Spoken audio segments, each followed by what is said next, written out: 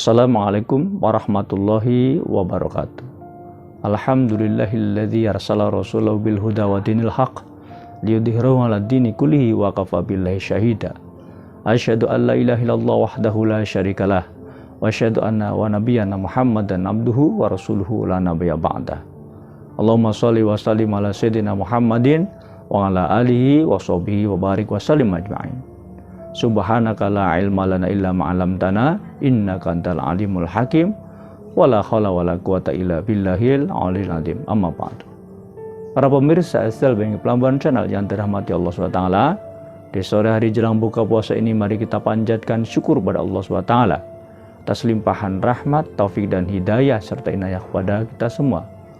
Salawat dan salam tidak lupa kita sampaikan kepada qudwah kita, kekasih kita, pemberi syafaat nanti di yaumul qiyamah, Nabi besar Muhammad sallallahu alaihi wasallam beserta para sahabat, keluarga dan pengikutnya ila yaumil qiyamah. Para pemirsa SLB Pelambuan Channel yang dirahmati Allah SWT, kita biasanya segera sikap waspada kalau dalam tubuh kita ada gangguan penyakit seperti misalkan gangguan penyakit jantung, kita segera berupaya mengobatinya. Bahkan berapapun biayanya kita akan keluarkan untuk supaya jantung kita sehat. Ada gangguan penyakit ginjal, kita pun demikian akan segera mengobatinya. Berapapun biayanya akan kita keluarkan. Namun ketika ada dalam diri kita penyakit hati, penyakit jiwa, seperti sikap suka emosi, tidak sabar, iri, dengki, dan penyakit-penyakit lainnya, kita abaikan. Kita anggap itu adalah biasa.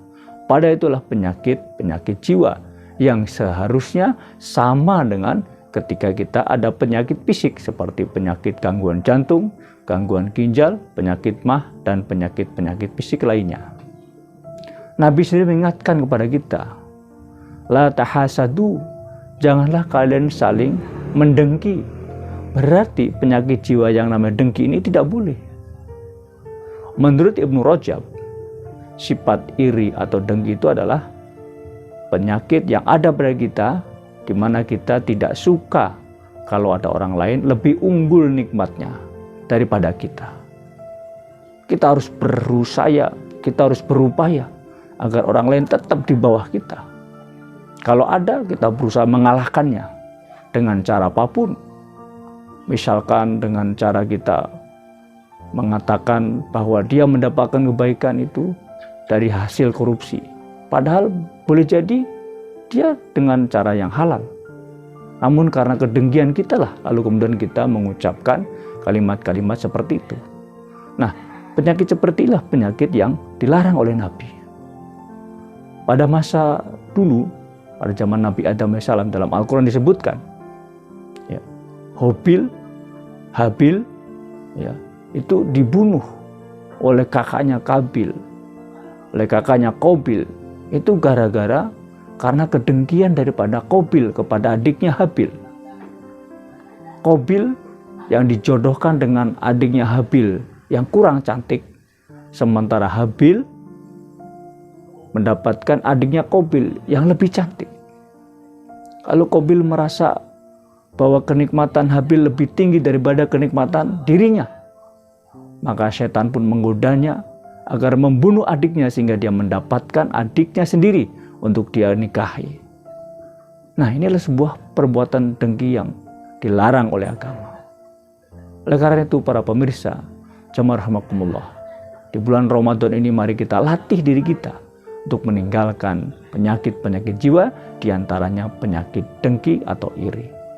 Ada satu hadis Rasulullah yang diriwayatkan oleh Anas bin Malik radhiyallahu anhu, bahwasanya pada masa Rasulullah ketika Nabi sedang bertemu dengan para sahabat, Nabi mengatakan, sebentar lagi ada seorang laki-laki yang lewat dari kalangan Ansor dan dialah penghuni surga. Beberapa saat kemudian lewatlah seorang laki-laki tersebut. Ternyata seorang laki-laki tersebut adalah orang yang baru wudhu dan kemudian dia menyingkapkan jenggot basahnya dan menenteng sandal jepitnya dengan tangan kirinya. Pada keesokan harinya Nabi juga mengatakan perkataan yang sama. sebentar lagi ada orang yang lewat dan dia dari kalangan Ansor dan dialah calon penghuni surga. Dan dia juga barusan wudu dan kemudian terlihat dari basah jenggotnya serta dia menenteng atau membawa sandal jepitnya dengan tangan kirinya. Pada keesokan hari yang ketiga juga Nabi mengatakan dengan perkataan yang sama. Sebentar lagi ada seorang yang akan lewat di tengah kita, dialah calon penghuni surga. Dia baru wudu dengan basah daripada jenggotnya dan dia membawa sandal dengan tangan kirinya. Abdullah bin Amru bin As penasaran mendengar ungkapan Nabi sebanyak 3 kali dengan orang yang sama. Maka Amru bin As ini mendekati seorang laki-laki tersebut. Dia mengatakan kepada saudara laki-laki atau seorang laki-laki tadi yang disebut oleh Nabi, "Wahai sahabatku, aku ada masalah dengan orang tuaku. Apakah engkau boleh aku menginap di rumahmu selama 3 hari?" Kata laki-laki tersebut, "Silakan engkau datang dan menginap di rumahku." Kemudian akhirnya Amr bin As menginap di rumah laki-laki tersebut selama 3 hari. Setelah 3 hari bersama dengan laki-laki tersebut yang disebut oleh Nabi calon penghuni surga, Amr bin As melihat tidak ada hal-hal yang baru, tidak ada hal-hal yang istimewa. Dia sebagaimana kaum muslimin yang lainnya. Di malam hari dia bangun malam, sholat malam, lalu kemudian dia zikir sampai menjelang subuh, sebagaimana kaum muslimin yang lainnya. Maka kemudian sebelum dia meninggalkan tempat, dia berkata kepada laki-laki tersebut, "Wahai laki-laki, aku ini sebetulnya tidak ada masalah dengan orang tuaku. Namun aku ingin mengetahui, kenapa engkau disebut sebagai calon penghuni surga, padahal perbuatanmu, amalmu biasa-biasa saja?" Maka laki-laki itu menjawab, "Ketahuilah wahai sahabatku, bahwasanya aku memang tidak ada amalan yang istimewa.